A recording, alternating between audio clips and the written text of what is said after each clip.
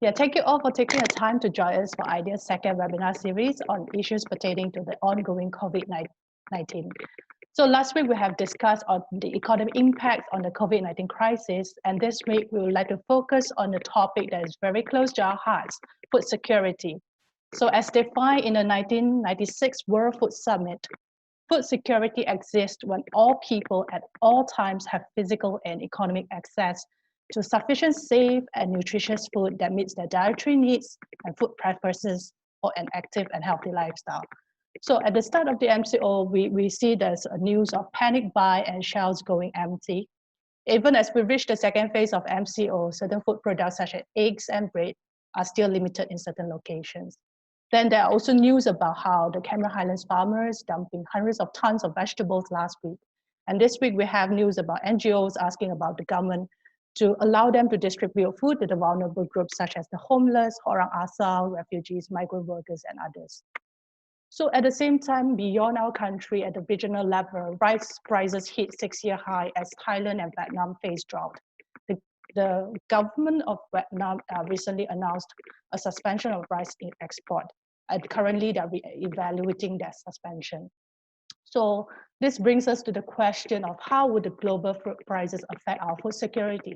So this question of food supply and access to food during MCO and post-MCO are important questions that we should consider to ensure food security in Malaysia.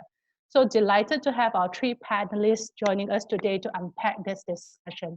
So we have Dr. Sarina Che Omar, Senior Research Associate at the Khazanah Research Institute, Dr. John Tae Yong Shen, Senior Researcher at the Institute of Agricultural and Food Policy Studies at the UST Putra, Malaysia.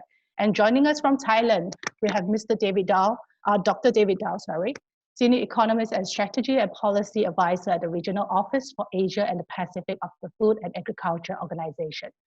So I will just introduce each of them before they start with their opening remarks. So with our first panelist, we will start with Dr. Sarina. Dr. Sarina Che Omar is a Senior Research Associate at the Khazanah Research Institute. So at the Institute, her areas of interest are policies related to food, agriculture, and sustainability. Dr. Sarina acquired her Doctor of Philosophy from the University of Oxford in plant science. Her PhD work used genetic technologies to explore the frontiers of fungal disease control in the globally important crop rice. Due to this, she has expanded interest in the areas of crop productivity, debates on genetic modification, and issues of food security. So prior to this, Dr. Sarina completed her Bachelor of Science in Biotechnology at Lincoln University, New Zealand. So please, over to you, Sarina. Hi, everyone. So thank you to everyone for making the time to be here. My opening remarks is really simple. I have 2 points that I want to remind everyone to think about as you listen to this discussion that we have. So I'm going to share a screen with everyone right now.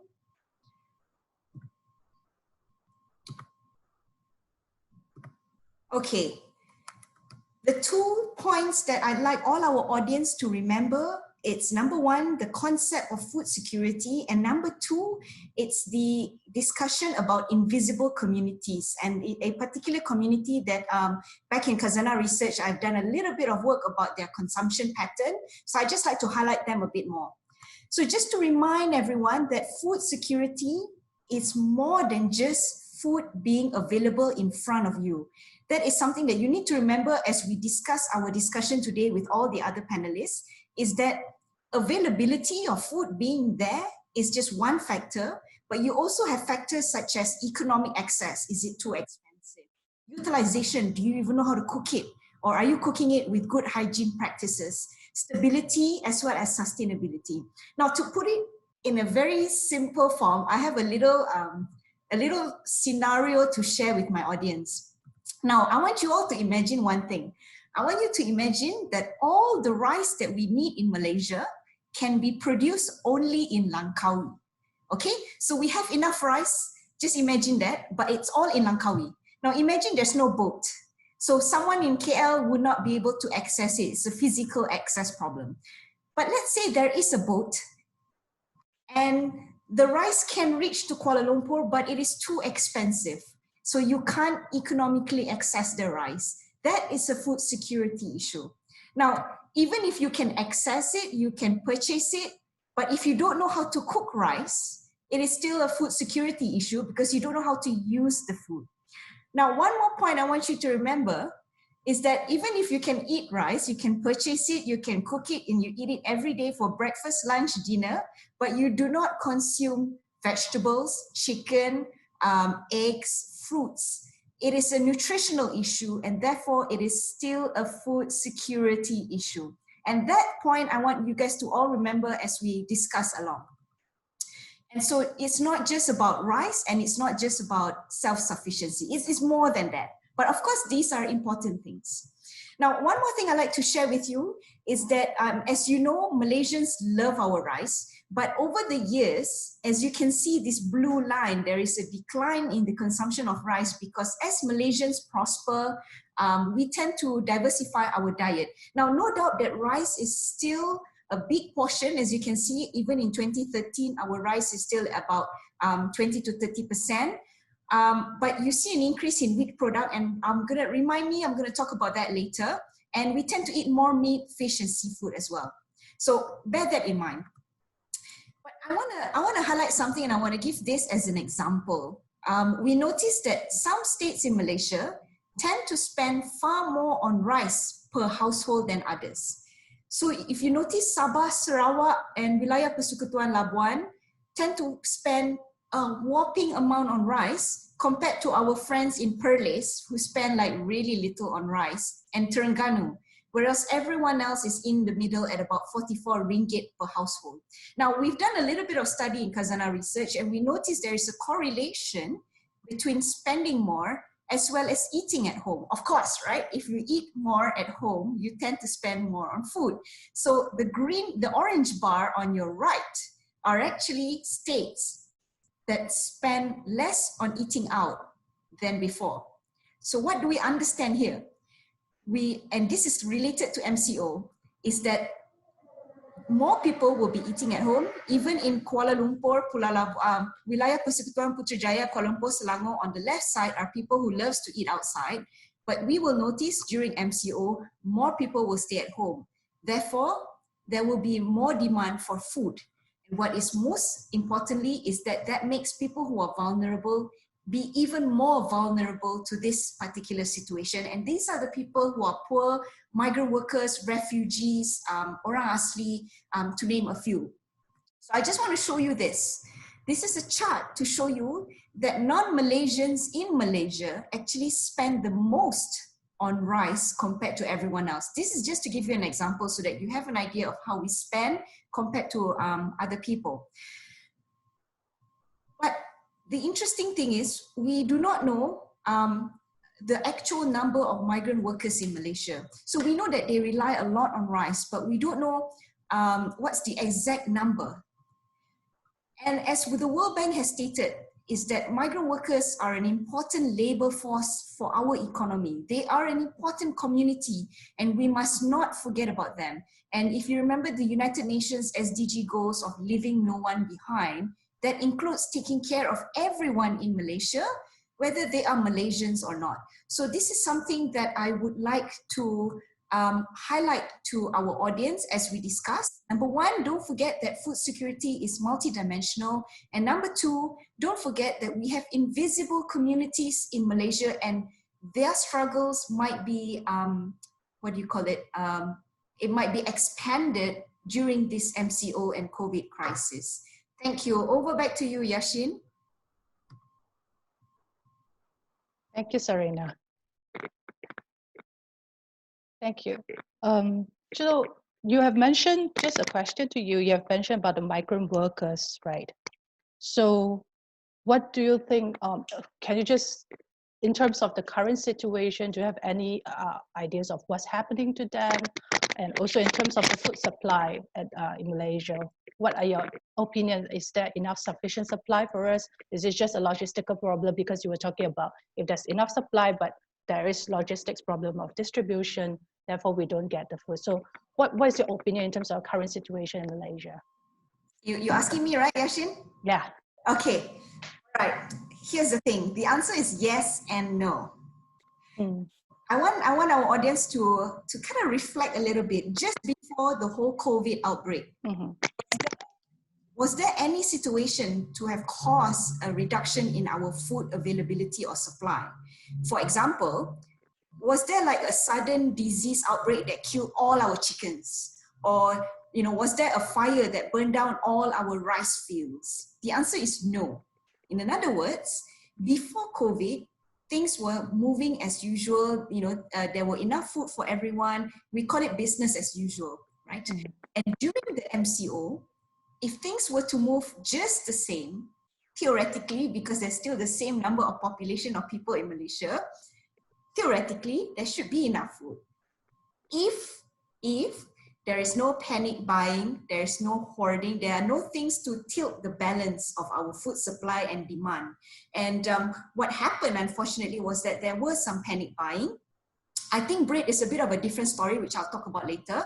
And there's also some disruptions in the supply chain, particularly because there was confusion, who can come out, who cannot come out. Just to let you know, the Ministry of Agriculture actually came out with a perintah to state, a few days after MCO, to state that people working in the agriculture division can still go out and work. However, there were confusions downstream, as for example, people who, the lorry guys, you know, the transport logistics, they're not sure whether they should come out or not, or maybe their employers don't want them to come out, or maybe they are afraid to come out for their own safety. And this may have disrupted our supply chain, and people panic and they think there's not enough food. It's not that the food is not enough, it's probably the food just didn't reach you. The other thing I'd like to mention though is about the migrant workers. Now we understand, number one is to understand the supply chain, right? To understand, okay, where does our chicken come from? Let's trace it, let's make sure it follows the segment and it arrives at cold storage or Tesco's in Malaysia. But for migrant workers, for the invisible communities, they may have a different supply chain.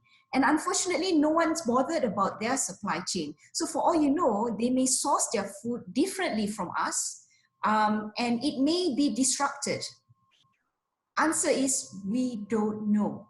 And that is why I call them the invisible communities, because they don't have a voice. And you have what, about 2 to 6 million, we don't know the exact numbers here. We have 2 million confirmed migrant workers documented, but there's more. And these people, they might be going on hungry. And you know what, we're talking about social distancing, physical distancing. For us, maybe we can, but for migrant workers who's living in a small room with 10 people crammed up, can they even afford a mask and hand sanitizer? So these are things that I think no one has highlighted, and we need to put on more attention on these people, because they are also an important part of our community here in Malaysia. And I am genuinely worried about them. We know more, and my request is that the task force that was developed by the task force comprising the Ministry of Trade, Ministry of Agriculture and the Domestic Trade, I hope they can look into the specific supply chain for these invisible communities. I hope, and I am begging our employers, let's be more responsible and let's take better care of our workers. And thirdly, let's get our NGOs and our media to focus on them as well. Put the attention and the light on them. That's all. Thank you. Yeah, thank you, Sarina. So next, we would like to go to our next panelist, Dr. John Tay. Dr. John Tay Yong Shen is a senior researcher at the Institute of Agricultural and Food Policy Studies of University of Putra Malaysia. His consultancy work involved value chain and market development for private firms, public agencies, international bodies, certification entities. He has recently been appointed as an independent director of Simple Farms in Berhad, which is the largest fully integrated banana company in Malaysia. Leverage on his investing and business experience, his present academic research includes studying competitiveness of oil palm growers with respect to standard adoption. He also pursues interest in fusing innovative institutions, policies, and strategies from agro-enterprise development. Over to you, John. Well, thank you, Yashin. Let me share the screen first. Right.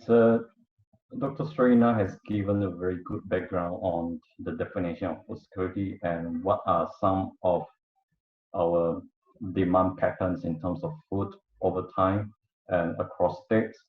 But in this slide, I would actually like to touch on what has happened. So this is more like a contemporary stuff, and we can actually borrow a few lenses from other countries' experience.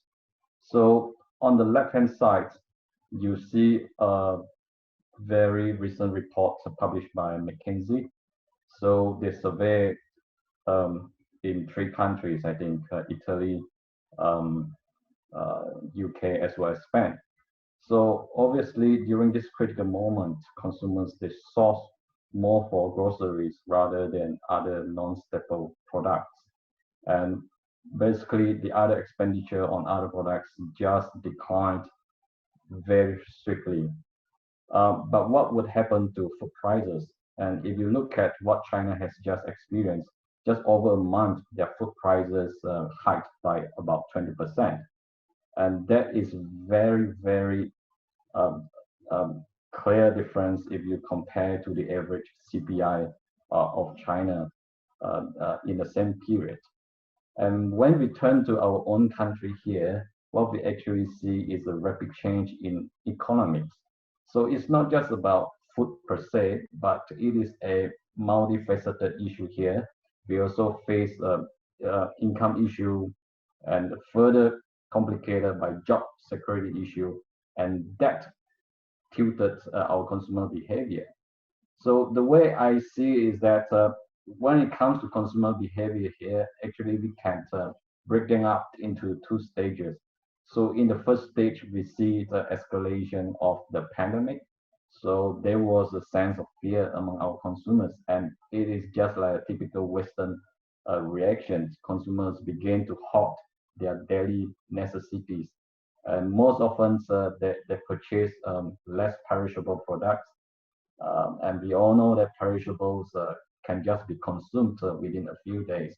So you also find that there is a sudden rock when it comes to the production capacity of processed manufacturers. Um, but as we enter the second stage of our MCO here, so it is where we find ourselves right now. We are in the stage of accumulation, trying to be self-sustained. Um, well, you could purchase toilet papers, you could purchase non-perishables, but you probably may have consumed a lot of them in your first or second week. But now we are in the third week, and we are going to face the fourth week, and certainly food, especially the perishables, are becoming more critical. And what's more is that our traditional markets have been suspended, and then just yesterday, a wholesale center in Kuala Lumpur was found to have some cases as well. So this kind of marketplaces become another risky areas. Although we would not like to see something like that to happen again, then that really leaves the pressure as well as consumer choice to modern markets here. But for those who are aware with the market development in Malaysia, our modern markets as well as their associated logistics are not that mature for a sudden hike in demand. The way I put it is demand explosion. And just before the webinar, we just had a small chat with Ya Shin as well as other panels. Obviously, logistic players, they are facing full slot already. So we expect to see more of the same in the coming week as well.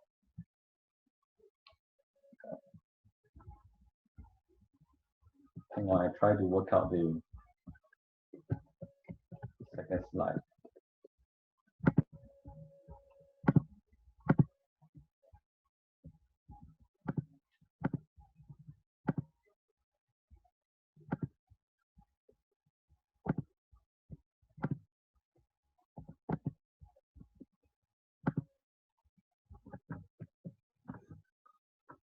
So what we have here is actually an observation of just-in-time food security model, which is being exposed of its main weakness, um, especially when it comes to its reliance on logistic distribution. Uh, but this is a non-ordinary food security issue because it's triggered by a pandemic, and it is also complicated by the issue of income security. Um, so if you look at some of the documents that provided by the United Nations, and in particular, I would like to refer to World Food Programme. So there was a chapter on food security issue during a pandemic. So they suggested to look at three areas for us to identify whether we are having a food security issue during this critical moment. So firstly, they suggested us to look at whether trade industries that rely on imports are struggling. So it's not just Malaysia having this issue, other parts of the world are having the same issue as well. So basically, we are seeing that economic activities are inactive. So the way we turn it around to see is that the whole global value chain now has stopped, and in fact, it has become inactive. If you look at the news of China these few days, although some manufacturers that began their operation, but very soon they came down to say that we don't have sufficient order to fulfill anymore because other parts of the world are not working at this moment. So basically, the whole global value chain is being inactive. And what's more is that if you turn around to look at other countries as well as Malaysia, basically ports are filled with congested non-essential goods. And it's really posing a big challenge to those port operators how to mobilize imported essential goods to their domestic consumption. And always people like to look at food as food by itself, but if you look at the entire value chain, actually there is a very significant disruption in terms of raw material or feedstock to our farm inputs, as well as auxiliary products like packaging. And I think these two, if you take them, if you view them as a value chain, one is at the beginning, another one is at the end. If these two are not coming into the value chain of our agriculture, as well as a food security framework, your delivery as well as your logistics are not going to work as well.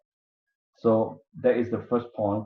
And on the second point that's suggested by the World Food Programme is that to examine whether we have economic disruptions at the ground level. And I think the answer is certainly yes here, since we are in the mode of MCO. But I would like to take us to focus on agriculture here. Although farmers are still working, although we have some issues in terms of logistics, but I think what is critically missing in our attention is who are these input suppliers and are they still working? So I just made a few calls to get our respondents and check them out. Basically, all of them were saying presently input suppliers are not operating officially, but if certain inputs are critically needed, they still open up a loophole for our farmers to get the necessary inputs.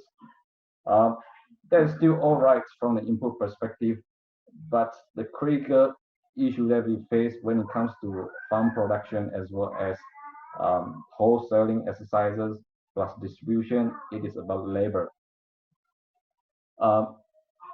I think it is an understatement that the government was late in issuing permission for farmers to work. There is also labor limitation in terms of how many people can work in farm, can work in wholesale center, and also can work, in storage. So we are facing labor limitation here. And what's more is that we already began to send up some illegal labels when MCO was about to kick off. And in fact, a few anecdotal evidences have rendered to us that the port was busy in shipping out foreign laborers who can't afford to live without any income during the MCO period.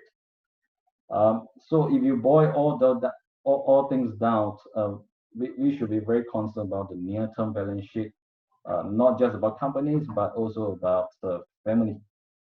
So the companies, I think that require further deliberation because they are not all large companies. In fact, in Malaysia, we have the most SME number if you look at the entire size. But only 1/3 of them to meet bank requirements when they need financing the most during this moment. Not just for supporting their employees, but also for supporting their family members.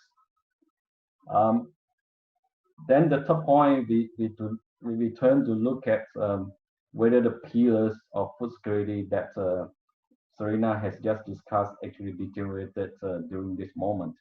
And I think there are a few pillars that actually have been affected by this MCO. Firstly, is about availability. Like I said, at the production level, labor is an issue. When it comes to distribution and wholesaling, labor is also another issue. So it is not an issue that we don't have some production. In fact, we do. But because of labor shortage, then we see wastage in the supply chain. Like Ya Shin mentioned earlier, some Cameron Highlands farmers that began to throw their produce. And similar case happened in the Selayang Wholesale Center as well because of the labor issue.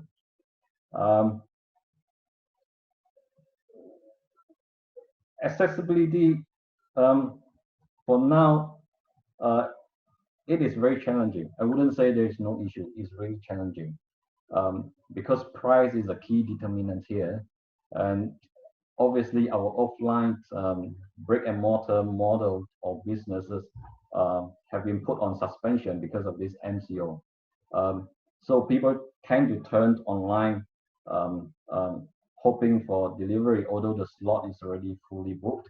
But what is important is that you check their prices. Actually, there's a very, very huge range when it comes to online delivery as well as product. So what is going to happen to our nutrition here? Well, not only you'll be affected by the late delivery, but some of us are actually to begin to consume more processed foods. So for a very short period, the nutrition of our people certainly will be affected. But I think the point touched by Serena is valid. There are certain vulnerable groups that we need to pay attention to. Because if you refer to the financial well-being of Malaysians that was surveyed by AKPK back in 2019, almost half of Malaysians they are not in a very comfortable financial position. What's more in this MCO period? Certainly, how to ensure their credit as well as access to credit. It's not just for the sake of food security, but it's for the sense of security in general as well. That is critical. So if you face this kind of scenario, you get a crunch from your income, you get a crunch from your sense of food security, as well as a sense of job security. People tend to turn back to meeting their basic needs. So what we are seeing here is that you will see pressure begin to pile up on staple food here. So like described by Serena, the staple food is not just about rice, it's about many other products as well. And just for understanding, our per capita consumption of chicken has gone up to 50 kilo per person per year. So chicken is quite a staple as well. But I think these statistics that provided by MOA here is quite, to me personally, is quite surprising. Because if you look at the rice demand, it's estimated to be about 200,000 tons per month. But our stock is just about 500,000 tons. Although this might seem that we can sustain for 2.5 months, But recall that we should be able to mobilize our rice stockpile, which is supposed to serve us for at least 3 months. But now it seems like our withstanding power is reduced to 2.5 months. And I think certain investigation as well as a certain explanation is critically needed why it is just 2.5 months here. Well, that is on the national side, but if you drill down to look at state-based, like what Serena presented earlier, it is not an equal thing. And in certain regions like Sabah, Sarawak, they need more attention from the government, because basically in these two areas, they only occupy about 10% of the agricultural land for food production. And probably some of you already read the news that, in Sabah, they already begin sourcing for the third month of rice supply. And I believe in Sarawak, they are feeling a very similar tension as well. And why is that?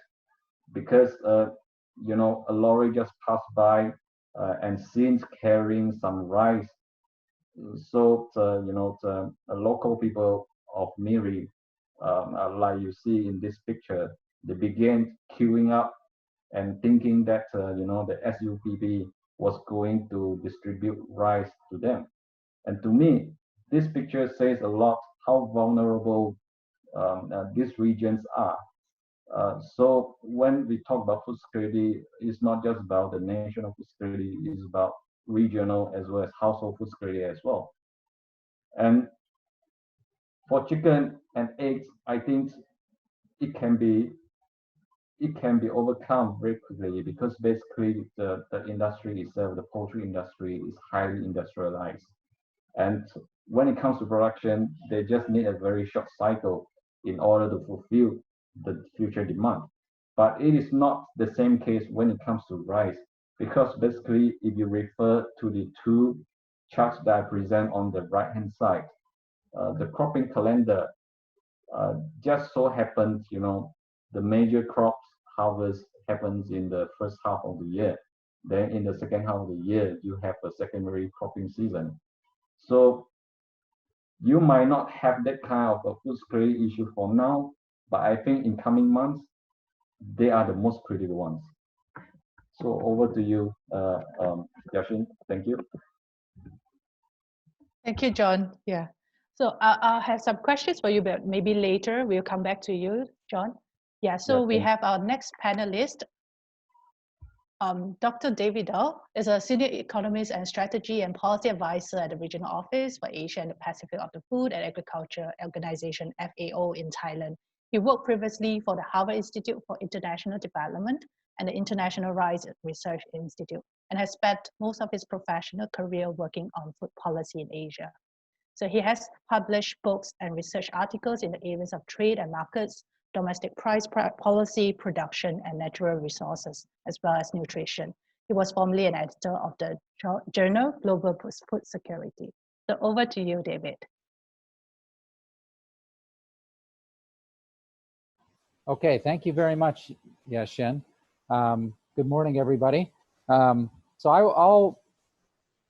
I'll talk a little bit more about the international situation, and let me start a little bit with rice. Before I do that, I do want to say that I agree with both Serena and John that there's a lot more to food security and nutrition than just rice. But rice is also very important, and it's a commodity where there've been historically some problems in world markets when rice becomes either unavailable or very, very expensive at times. And right now, for those of you who may not know, over the last week or so, Vietnam has stopped authorizing new exports of rice. That's pending a review of their domestic supply and demand situation. On Sunday, they're supposed to make a determination of whether they may allow some quota of rice to be exported. They certainly have plenty of supplies. So that's not an issue there. Cambodia, which is a small supplier, has banned exports of long grain rice, but not fragrant rice.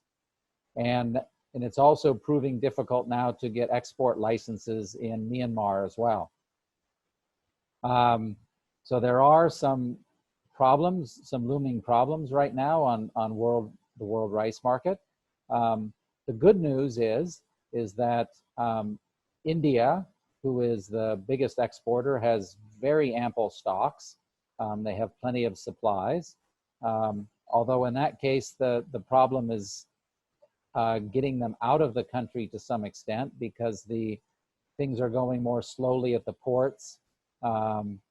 Some of the incoming ships have to go through quarantine procedures and things. So it's taking a little bit longer to move the rice out of India, but it's certainly there.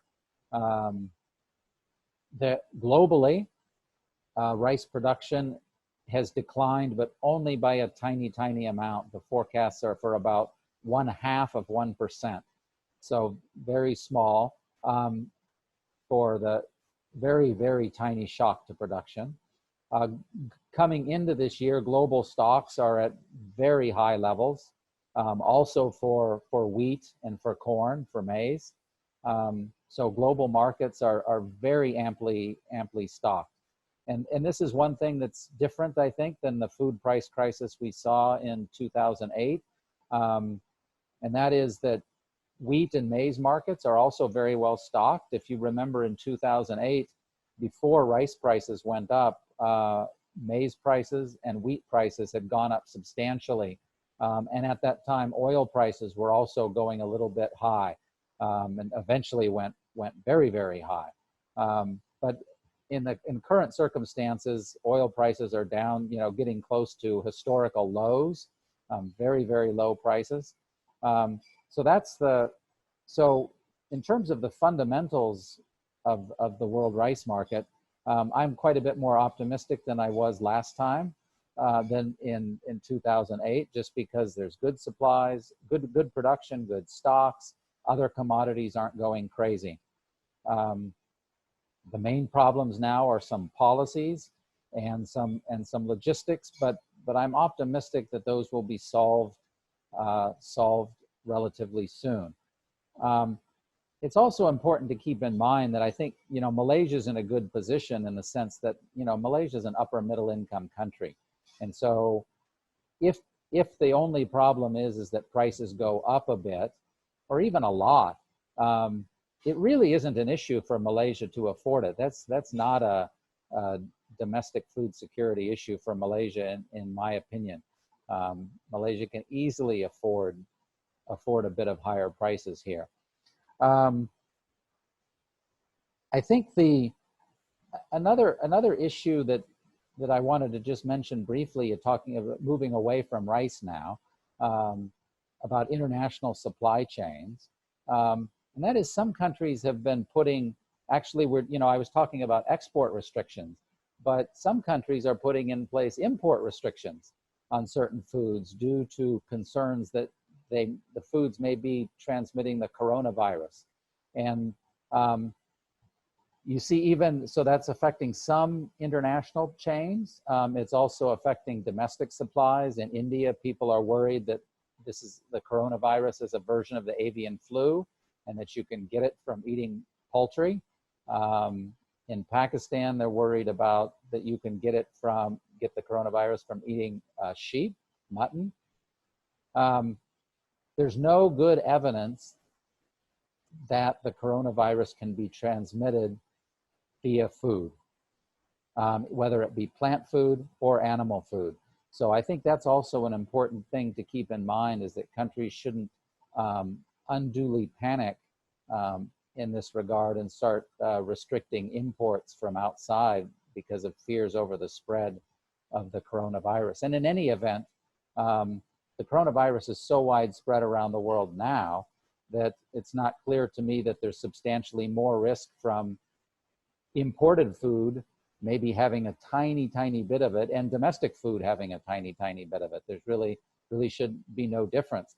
The key thing is to remember is that in all times, coronavirus or not, proper food, sanitary measures should be followed, practice good hygiene and good food safety. So those are, I think, things to keep in mind about overall international markets.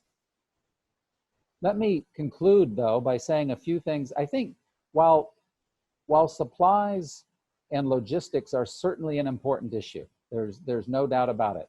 And I am more optimistic that governments can generally manage this. My biggest concern is on the food demand side as opposed to the food supply side. And my concern here is that there are so many people being put out of work.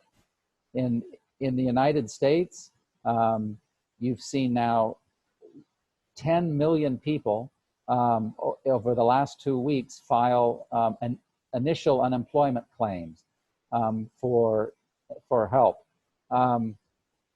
There's estimates that US GDP in the second quarter will contract by 34%. 34, that's just massive. And it's if you start to think about it, it's very believable because nobody is going out. All kinds of jobs are affected. And so my big concern is, especially in developing countries, but I mean, to be honest, everywhere, is that many people will lose their economic access to food, something that both Serena and John were talking about.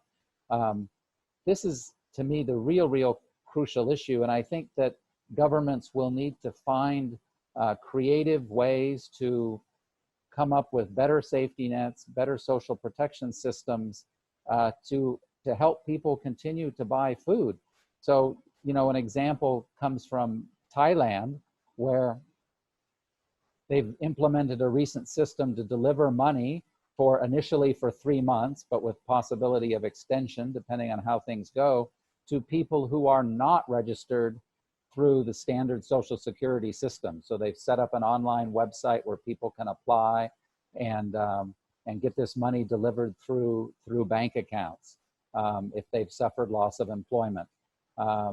There's also an intact Social Security system for where people are paying into unemployment insurance, kind of all the time, and those people can also be helped to get half of their salary before they were laid off. So I think these types of social protection systems are going to be really important. It's not easy to do. It's not easy to create new programs from scratch and do it quickly. Especially when it comes to giving people access to food, it's not good enough to have a system that starts functioning a year from now. It needs to function now, very quickly. And so I think that's the other thing that we want to keep track of, both the food supply issues on the one hand, value chains. Production seems to be in pretty good shape for around the world for a lot of commodities, which is kind of what Serena was talking about. In fact, the FAO Food Price Index, which was just released yesterday, showed, falling prices on world markets for all types of commodities: cereals, livestock, dairy, vegetable oils. So food seems to be in good supply. The question is moving it to the right place and remembering that physical access is not enough, that economic access is just as important. And there's a lot of people who are really suffering right now, and governments are going to have to be very efficient and very creative to help those people meet their demand for food. So let me just stop there. Over to you, Ya Shin. Thank you, David. Thank you for the regional perspective as well. Just have a question on supply and logistics, the issue of supply and logistics that you have raised. So is there any regional cooperation, or would you suggest, like, in terms of, is there anything that we can do regionally, especially at the ASEAN level? Is that, you mean with respect to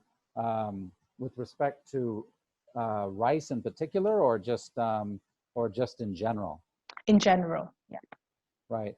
Well, I think I haven't. I think the main thing is to in terms of cooperation is to simply don't put in place protectionist policies. Don't try not to block exports. I know every country, it's hard. Every country has their own, has to keep their own citizens' interests in the front of their minds, and that's perfectly understandable.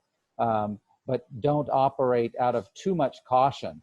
There's plenty of supplies of all kinds of food ready to go around, and so don't put restrictions on exports, and don't put restrictions on imports either. It's important that supply chains follow good hygienic measures under all circumstances, but don't worry too much that this is not a major mechanism, or even a mechanism at all, for spreading of the coronavirus. So just, basic hygiene should be followed, and I think ASEAN countries should basically continue to cooperate as they do in normal times. I haven't seen any big restrictions, at least not that I'm aware of, on intra-ASEAN trade. So I would just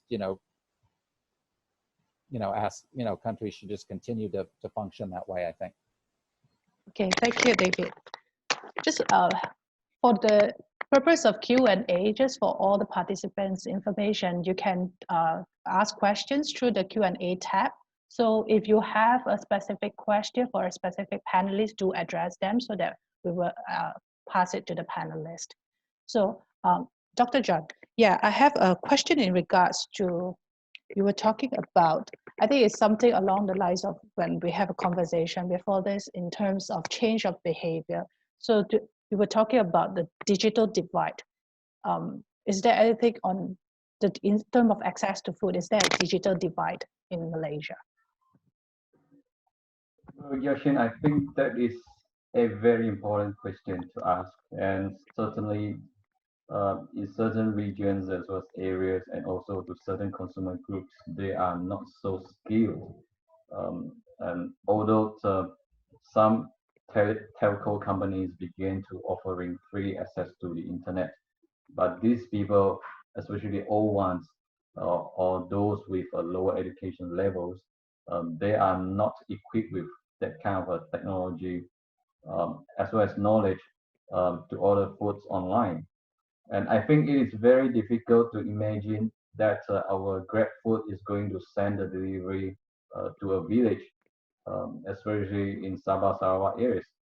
So I think certainly we have a very, very huge gap if you compare to urban consumers here. And that's why they rely a lot on political parties, NGOs, local organizations, whether we are talking about governmental or private, to help deliver goods as well as assistance to them. And I think to adult, a lot of them, they are confused, although they understand what is virus and what harm could this virus do to them. But it is just so difficult to relate virus to their food insecurity. So I think if you read news, quite a few cases actually came from Sabah, Sarawak, wherein these people, some people being detained for not in compliance with the MCO. So to me, that is a clear message that these people are confused. What is this about, and how should they come about in dealing with their daily needs? And I think the MCO itself doesn't actually give very clear instruction or give very clear preparation to these people. How should they survive during this period? But I think being human, adaptability is our very big strength. So certainly people will figure out how to survive, but I think the key issue here is that availability, accessibility, as well as their nutrition levels over time. Although the concern is about now, but I think the coming hit might happen in a few months' time. So I think the thinking should go beyond what has happened, and how should we move beyond is equally important as well. And I think David actually gave a good background on rice at the international level. But I think, David, if you look at commodity prices across the board, there is something that actually stands out. And rice prices actually have increased 15 to 20% just after February. So FAO released the latest rice prices yesterday, and as usual, Vietnamese rice is $100 cheaper than Thai rice. But unfortunately, to Malaysia, we always source just between two countries, either from Thailand or from Vietnam. Sometimes it's a very balanced mix. But just last year, we imported about 150,000 metric tons of rice from Vietnam alone. And that is almost 70% to 80% of our total imports already. And I think this should be alarmed to the government, and the government should take a very close look at reviewing our sourcing disruption as well as strategy. And if you like to go further than that, they also can begin to review production as well as distribution disruptions as well as their respective strategies. Dr. John, just in terms of, you were talking about the food security in terms of rice and our supply as well from Thailand and Vietnam. So in terms of the fiscal stimulus package that was announced on last Friday, do you think it's sufficient to address this issue? Well, the government has begun to disburse the transfer payment on the 1st of April. But I think during this MCO period, there would be very limited multiplier effect, because basically the aggregate demand will not be as much as before the MCO period. So perhaps it is worthwhile to consider either to intensify or to extend it beyond the MCO period. And I think David made a very good observation that the social security provided to Thai actually has extended to those who are not in the list of the system. But in our case, for those who are not in the system, they need to apply and wait for approval. And I think this certainly will have a lag time. Some people will feel the heat, but I think that the government is doing the right thing at this moment. But there is something missing here, and people have been complaining, which is about how about the help to SME businesses, because without sustaining the business, it's very difficult for the employees to keep the job. So basically, government it has two options here: either to do it directly through fiscal policy, or the central bank can begin to look into how monetary policy can maybe release more capital into the market and allow these SMEs to have access to the critical resource. But at this moment, like we have witnessed, basically the online model has overtaken the offline mode. So when it comes to helping these SMEs, I think that it should be in the mind of the government to also help these private entities to transform their business. So in Singapore, they already begin talking about an online acceleration program for the entrepreneurs who are not presently engaged in the online platform. And if the government would like to do much more than that, they also can think about how to do business matching also. Thank you, John. I would like to turn to Serena right now on the issue of, on the same question as on the fiscal stimulus package. What's your opinion on that? Is it sufficient to address the food security issue in our country? You are referring to the PRIHATIN package, right? Yes, yes. Okay, quick one. I'm going to share a screen.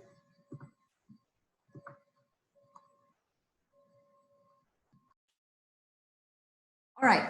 So this is the economic stimulus package called PRIHATIN that the Prime Minister announced on the 27th of March. Now, there are a lot of packages and assistance before this, but I'm just going to highlight here. Now, the number 1 to number 3 are those related directly to food and agriculture. The one on the bottom, this is still under PRIHATIN. It's assistance that's going to help our farmers and our labor workers, but they may not directly involve in the assistance to the food security or to the agriculture division. So the first one is 1 billion. Now, Ya Shin, to answer your question, I mean, 1 billion is a lot, is great. It shows that the government does regard food security as a important matter. Number 2, 64.4 million, which is 100,000 each to each of the farmers area. We call it Pertubuhan Peladang Kawasan, which is about 700,000 farmers and officers involved. Not just farmers, but people who are involved in the management of these things within the agriculture division. And then 200,000 each to Nelayan, which will benefit about 89,000 fishermen. So yeah, you know, the money is there, and another 100 million specifically for infrastructure and facilities, storage, distribution. So it is the government saying, hey, we are aware of supply chain issues and we are going to put some money there. Now, I myself can't say whether the utilization of this money is going to be successful or not, but certainly I am I'm happy that there is money being put in place. Now, number 2 and number 3, at least number 2, at least, there is a custodian, right? So you're giving the money to this pertubuhan and they're going to do something about it. My question is for number 1, it is very, very vague. 1 billion to food security, but who's going to manage this 1 billion? I think that was the first question that came to my mind, because it's not clear to me who's the custodian of this money. And when you talk about food security, like we mentioned, it is multidimensional. There is so many factors involved. So where it can be anywhere, actually. So I have 3 points here. In terms of the 1 billion, I hope that it can be dispersed across the multi-dimensionality of food security. So it's not just about supply, it's going to also look into affordability, utilization, nutritional consumption. Number 2, there's also going to be focus on improving the supply chain. And when I mean by focus on improving supply chain, it can be things like introducing IoT, blockchain, you know, things like what Lazada did, which is to connect the Cameron Highland farmers to the consumers. So communication, introducing things like that, not necessarily physical infrastructural improvement, because that is the 100 million for point number 3. And number 3 is that one thing that, look, again, I cannot say for sure because someone has to go in and dig out what is the supply chain for our, what do you call that, for our invisible or vulnerable communities. But there are talks that our vulnerable communities rely a lot on Pasar Tani and Pasar Malam to access their food because it's a cheaper source of food. They don't go to cold storage or Ben's grocer.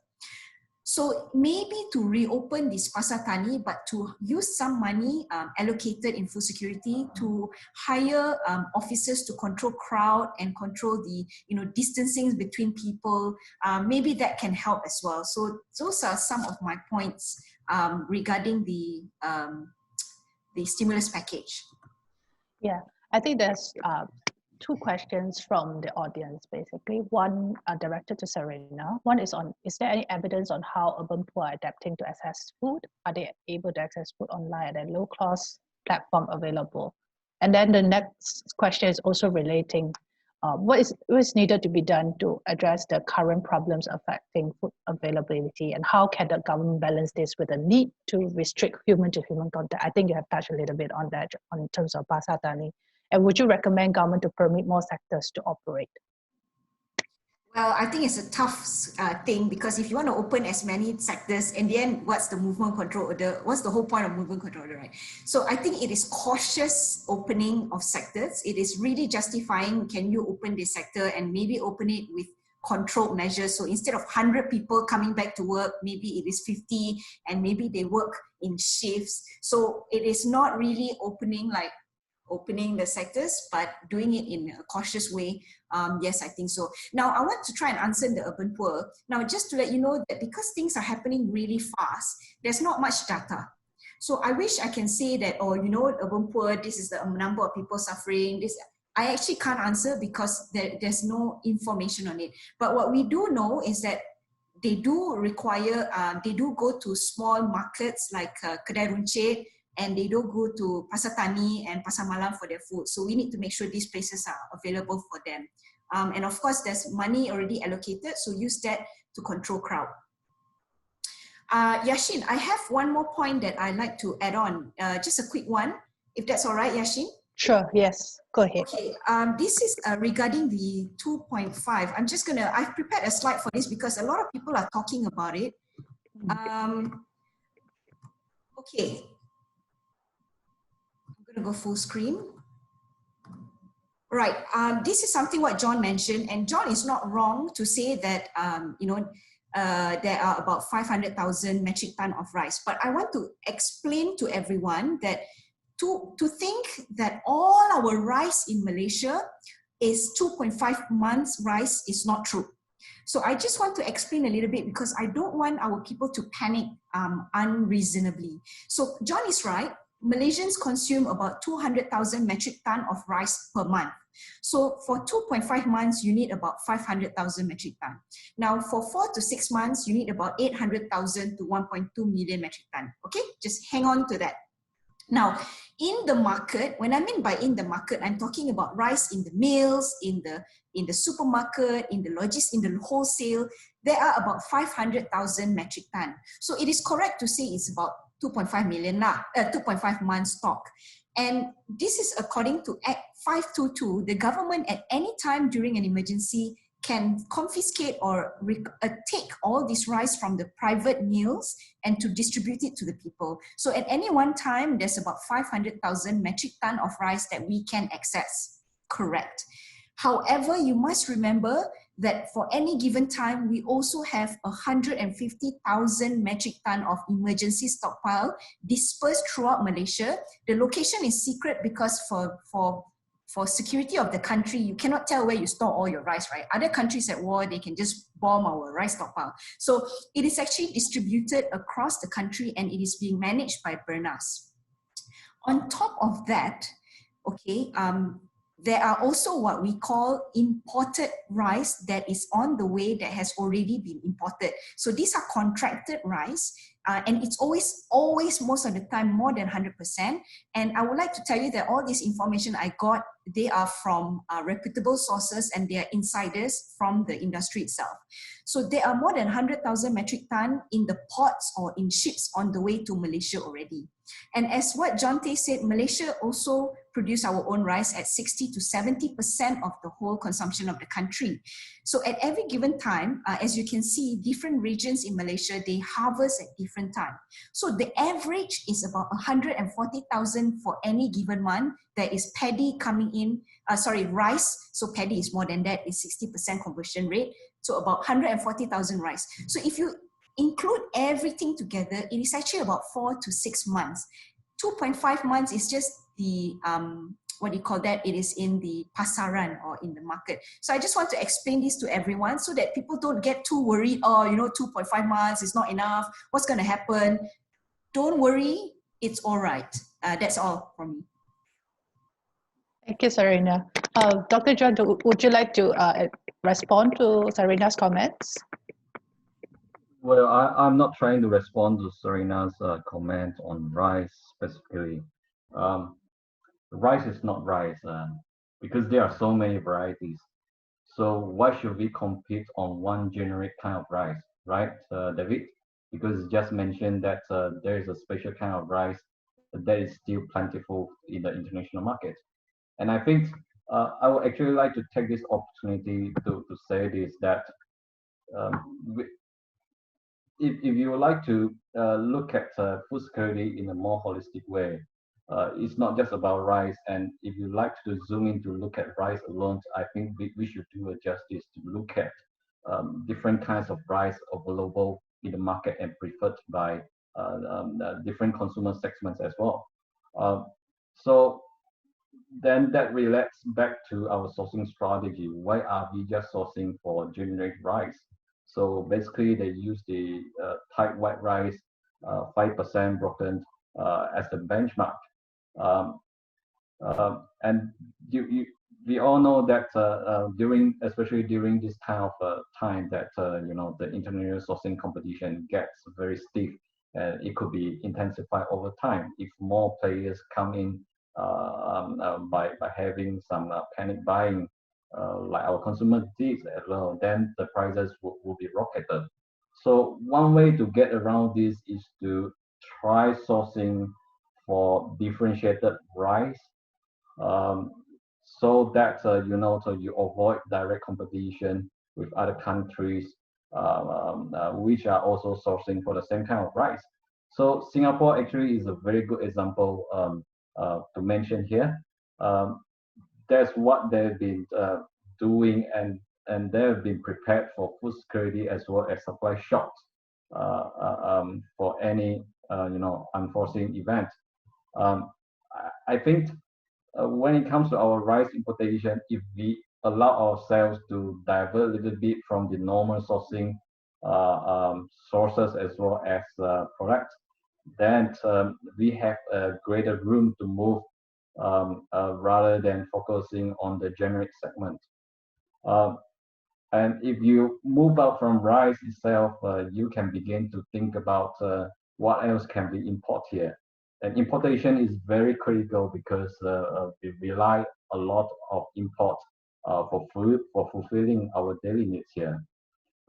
So the next thing is to perhaps consider to relax our import requirements as well as their quota, and think about how to diversify our import cards, perhaps to focus on sourcing for longer shelf life food products such as flour, noodles, which also include pasta and frozen food. And how that relates to consumer, you are going to see that consumer buying competition becomes more diversified. Then, because you have a higher range of products for them to choose from. When, for example, when it comes to rice, consumers that can afford for basmati, they will not want to go for the maybe 15% broken rice or 10% broken rice. So I think this kind of competition diversification is very important, and also to ensure consumers that you still can, your welfare is not worse off. You still can relax and enjoy what you normally do. But perhaps what is critically needed from the government is that to provide support in coordination, and there might be a time that the government has to speak to another government on budget trade agreement or things like that, for them to work in ensure regional food security, because it's not just about Malaysia alone. If Thailand is having food security issue, we are going to have the same issue as well. So regional cooperation is needed here. Nevertheless, what we are going to see here is that trade liberalization strategies still apply, and you need that, especially in this moment, to allow domestic players to compete, sourcing for international products. Thank you, Xian. I would like to turn over to David, because there's a question from the audience to David. Is there a role for businesses or market to improve access to food? Are there any good examples of this that you have seen?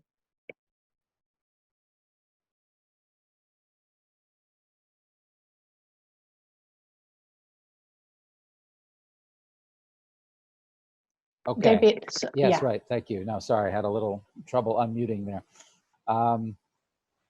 Yeah, that's a good question. I think, I mean, other than, I think it's very difficult for probably the private sector. Well, it depends on different ways you could answer the question. So one way I think is if we're talking about access to food by opening up supply chains.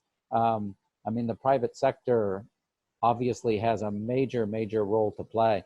And I think one thing that they've been doing in Thailand to make sure supply chains keep functioning is they've set up what they call these war rooms for 7 different strategic areas of commodities. 3 of those relate to food.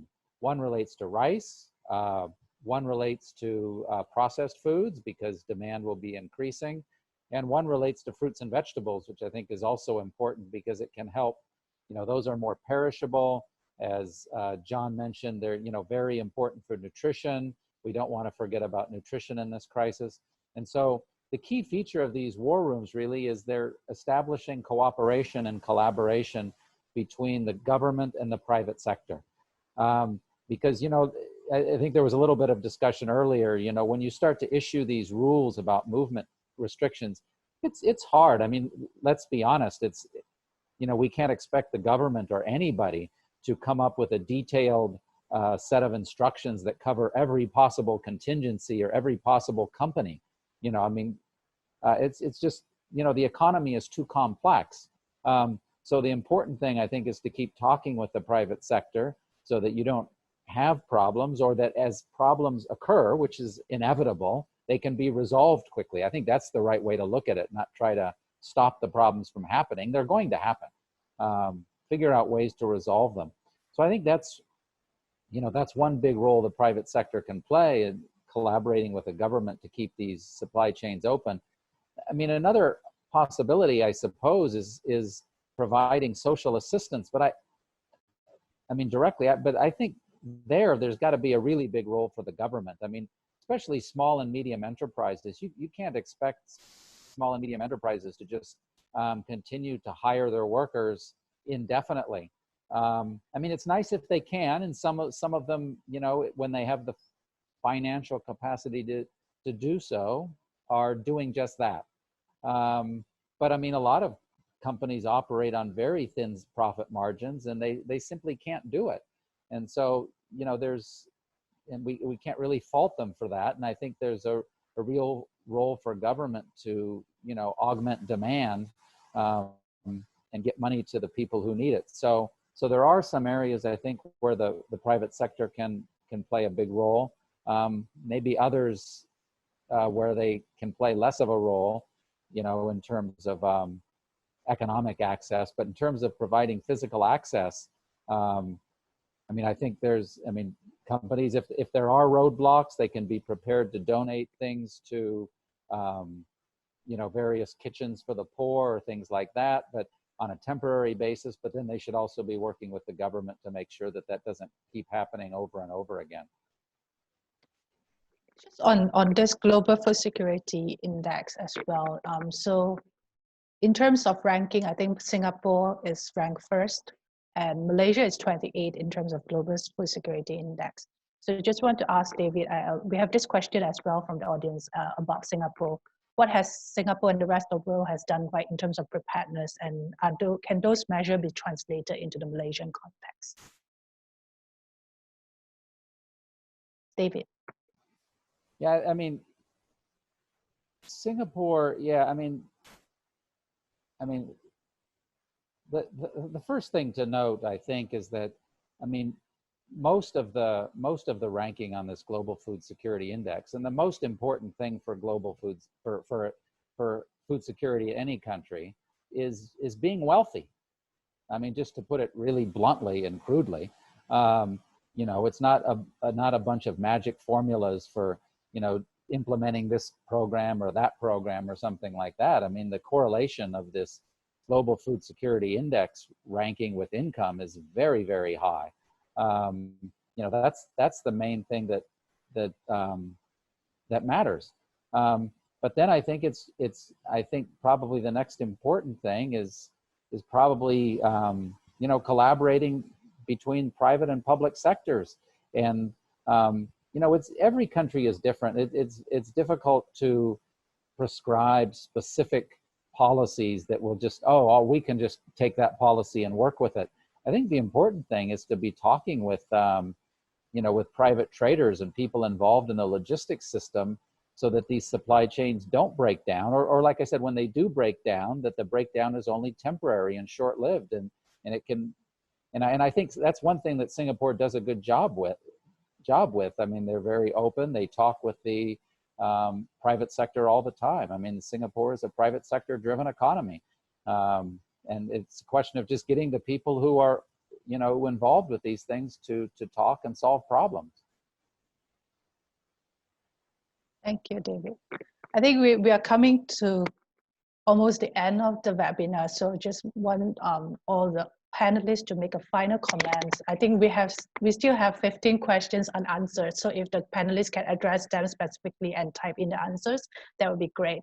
Maybe we just take this more generally in terms of this question on, do we need government to start planning in short-term and long-term for preparedness in economic downturn and this pandemic situation, and what are ready for us and what are the best plan for government to consider? And maybe the panelists can also address in terms of what solutions will you propose to Malaysian government to address this pandemic, and also in the future, and also post-MCO as well, what should we do? What are things that we can prepare better for next time? Maybe you can start with Serena, and then John, then we end with David.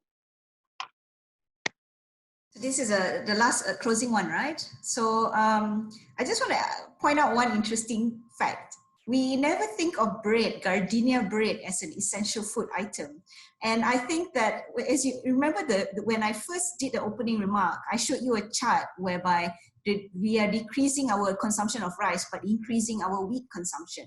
So maybe, you know, one of the policies that governments need to think about during times like this is to also include bread as part of our essential food item, because maybe not in the 1960s where we consume, you know, a lot of rice, but today we don't consume as much rice and we consume a lot more others. So you can see that there is always you know, the shelves for bread is just always empty these days.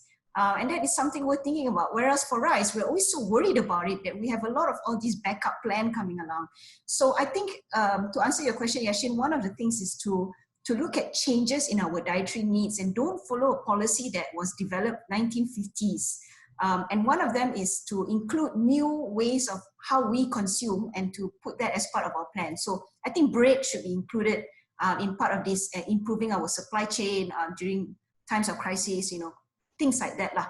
Another thing I want to highlight here, which is really important, is that during the MCO, you must remember that migrant workers and all these people from poorer communities are paid by the day. And what can happen, as what David mentioned, is that they could have left. Was it David or John who mentioned that they could have left to their country or because they cannot afford to stay in Malaysia? Now, once post-MCO, there's going to be a gap there. So things won't pick up as quickly. So for example, maybe your restaurants that you normally go to cannot function as normally as they can because their workers have all gone home. So I think these are things to be prepared, and the government should have a look into that. Malaysians, as consumers, you know, you should also make sure that it is a gradual adjustment. It's not like right after MCO, you can go and party and do social gathering back again. So it's a continuous, gradual adjustment lah. That's my point. Thank you. Thank you, Serena. John, for your own closing remarks. Yes. I always think forward what can we do to improve the scenario. For me, the shock is not happening at this moment, but in maybe coming months, you are going to see there's going to be a gap, like what Serena mentioned just now. So building up resilience is key here, and we can do that by supporting production as well as distribution. So David actually gave a very important point, which I was just going to mention, but since you mentioned that, it is about public-private coordination. Not just at the national level, you got to look at the domestic level in Peninsula, Sabah, and Sarawak as well. So just to think about what kind of quick options do we have here, I think the government needs to begin rooming and also thinking to what kind of channels or resources we have at this moment. I'll give you one example. in Cameron Highlands, our floriculturists, they've been throwing their flowers even before the COVID-19. So they occupy about 700 hectares of land there, and they have the drip irrigation ready, which can be used for vegetable cultivation. So just before the webinar, I texted the deputy president of the Cameron Highlands Floriculturist Association. So he mentioned that actually the 20 to 30% of floriculturists in Cameron Highlands, they are converting to vegetable cultivation already. So this is one way to intensify our crop production through agriculture diversion. And I believe similar efforts can be made in other places and on other agricultural lands as well. But what is really important here is that when doing that, how to ensure the safety of label. And I think perhaps this should be on the agenda of the government, how to suggest safe label practices and what kind of technologies can be used to replace label contact when necessary. But if this kind of crop identification initiative is done in large scale, and certainly you will see prices be affected. And that is the main concern of these farmers. Although they would like to have a country, they would like to be assured that the market prices are going to do a good justice to what they want to offer. So a few agencies, especially pharma, actually they can work together with the private sector in coordinating crop identification, as well as look into how to provide a safety net to these farmers when it, especially in terms of pricing, market access, and if the MCO is going to be extended, how to source for their agricultural inputs as well, and also importantly to look into how to mobilize their produce to the hands of consumers. So in the short run, and I think crop identification is really, really important. But the general long-term agricultural transformation strategies still apply. You got to look into how to reduce your labor use by using the technology, and how do you provide a market environment for farmers who are progressive, and most importantly, to give them a fair, competitive environment. Thank you, John. Oh, over to you, David. Okay, yes, thank you. I think, I guess there's two main things that I would emphasize in closing. One is, I think it's really, really important to make sure that people have economic access and the government to food, and the government has a clear role to play in pumping up demand by helping people who have lost employment. This is the biggest food security problem out there right now, I think. And the second thing is, though, is with respect to food supply chains, I think it's good that Malaysia is investing in more storage and things. Everybody should be prepared for a possible second wave of this. You know, already, you know, we've seen this a little bit in some countries where it seems to get better after the movement control restrictions, you know, take effect, but then it starts to come back a little bit. And it's going to be really, really important to be prepared for a second wave. I mean, I think it's very difficult to tell everybody to stay at home for a year, you know, but I don't think the problem's going to be gone in September either. And so I think we're going to have to start thinking about possible second waves, and how do we deal with that, improving the supply chain so that they're resilient to those shocks.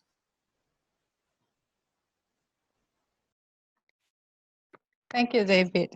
I think David has quite summed it up very nicely as well. I think in terms of, we have touched on today, in terms of the biggest problem that we have in terms of food security is access to food. I think in terms of especially for the vulnerable groups, like migrant workers, refugees, Orang Asli, and also our homeless as well. Yeah.